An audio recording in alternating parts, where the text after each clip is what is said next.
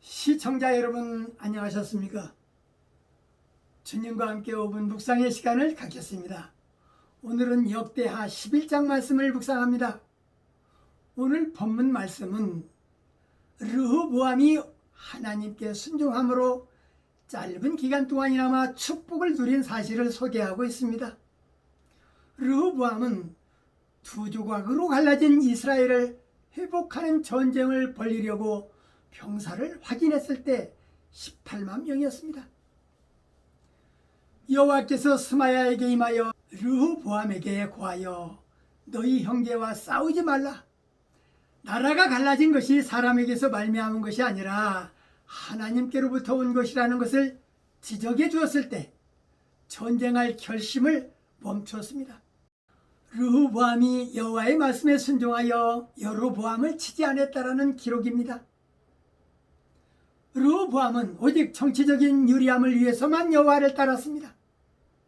그의 나라가 견고히 섰던 때도 있었는데, 하지만 그는 더 이상 여호와의 율법을 사용하지도 않고 율법의 여호와도 섬기지 않았습니다. 그러나 마침내 그는 자신의 어리석음을 결정으로 인해서 필연적인 결과를 초래했으며 실패 사역의 전형으로 남게 되었습니다.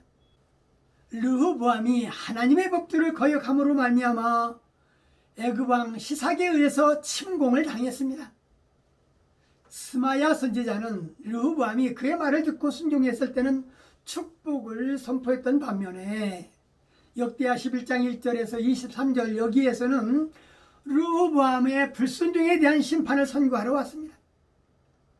열왕기 기자는 사사기 공격을 주로 기록한 데에 반해서 역대기 기자는 독특하게 이 침략이 하나님의 율법을 버렸기 때문이라는 근본적인 이유를 제시하였습니다.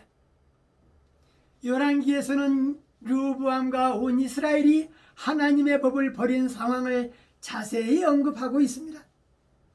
구체적으로 우상숭배와 성적 범죄가 가장 적극적인 범죄 양상으로 드러난 것이 특징입니다. 우상숭배는 하나님께 대한 모독이며 성적 범죄는 하나님의 형상대로 지음받은 자기 자신에 대한 모독입니다. 결국 그들은 멸망의 위해까지 이르게 되었습니다. 따라서 하나님께서 이방 애굽을 통해서 징치하신 것은 그들의 완전한 멸망을 막기 위한 간섭임을 알 수 있습니다. 이러한 것도 은혜의 새로운 양상입니다. 진정한 은혜나 구원의 현실적인 의미는 완전히 멸망할 수밖에 없는 상황에서 돌이킬 수 있는 계기가 주어졌다라는 점입니다. 뿐만 아니라 이것은 솔로몬과 맺은 하나님의 약속의 성취이기도 합니다.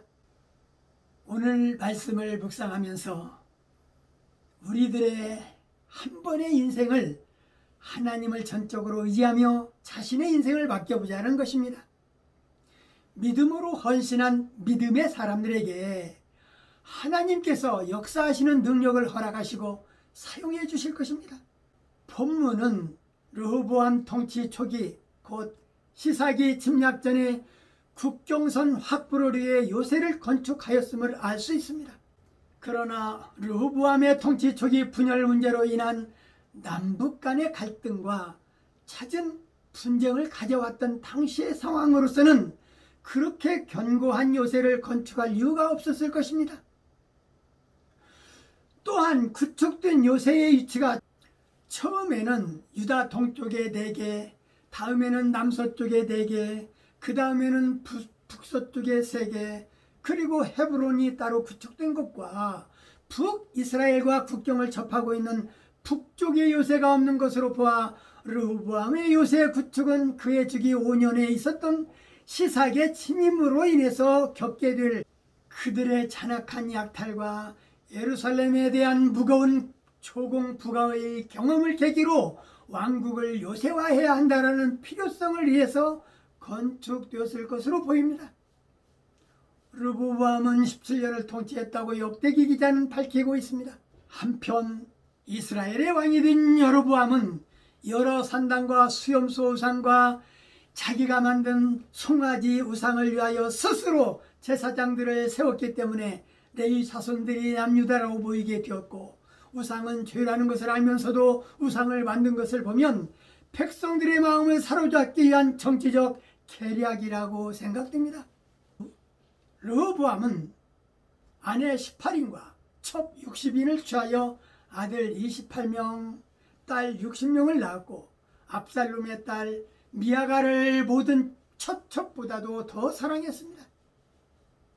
중동 지역의 일부 다처 제도는 수천 년전부터 내려오는 결혼 문화로서 지금까지 그 명맥이 유지되고 있는 것을 볼 때 문화라는 물줄기를 바꾸어 놓기에는 얼마나 어렵고 힘든 것인가를 알 수 있을 것입니다. 우상은 죄악이고 민족을 죽이는 독극물입니다. 소망이 없습니다. 하나님의 진노의 칼을 받는 것입니다. 이스라엘 역사의 교훈은 우상과의 전쟁입니다. 우리나라의 산야에도 우상들이 많이 세워져 있습니다. 하나님의 진노가 눈앞에 있다는 것을 저나 시청자 여러분들은 잊지 않도록 해야 할 것입니다. 오늘 말씀 여기까지입니다. 시청해 주셔서 대단히 감사합니다. 내일 다시 뵙겠습니다. 안녕히 계십시오.